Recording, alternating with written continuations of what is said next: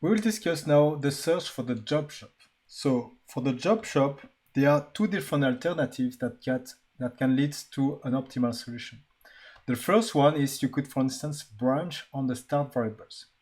But that's not the only way to do it. A maybe less natural way to solve the problem and try to find a start time for all the activities that minimize the make span is also to fix the ordering on each machine and then eventually fix the start times. And actually, this one has led to very good results. So this is why it's also interesting to consider it. And you will also use that one doing the practical exercises inside the project that you will implement. So let's first discuss the easy one, the one that considers fixing the start time of the variables. So assume, for instance, that you have here two activities that executes on the same machine, but the start of these two activities has not yet been fixed. You can do as always. You pick one variable that is not yet bound. So you take, for instance, one of the start variables. Let's say that we pick the start of the variable b. And then we will create a binary branching by considering that we fix it to the minimum, for instance, and you say the start of b is equal to 1 on the left branch, and on the right branch, you say that the start of b should be different from 1. And so what you do here, when you say the start is equal to 1, is if you do that, it means that you also fix the end, and so you have no degree of freedom at all for the activity b. It's really fixed in time now on the left branch. On the right branch, you simply have removed the value 1 from the domain of the start of the variable b, and so you just did this, basically, right? And so if you do this search, you will be complete. That's one way to find an optimal solution to the job shop problem in CP. You can do that, fix the starting time of the variables.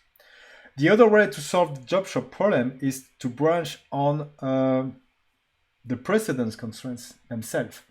So assume that the two activities, again, A and B, execute on the same machine. So we know for sure that they cannot overlap in time. So what we could do instead of fixing the start time is that we could decide which one of the two will execute first. And we say that on the left branch, A will execute before B, and on the right branch, B, sorry, that's a mistake. A will be executed after B, of course. And so we will post that constraint and it will remain in the model, right? Because it does not necessarily induce any propagation. So on the left part, if you branch that, so that's again A is B. If you post A is before B on that branch, nothing really happened, right? Because B still has some degree of freedom to execute, and it's not because you have imposed that A is before B that you will get any pruning. So it doesn't have an immediate effect on the fixed point computation if you post that A is before B there.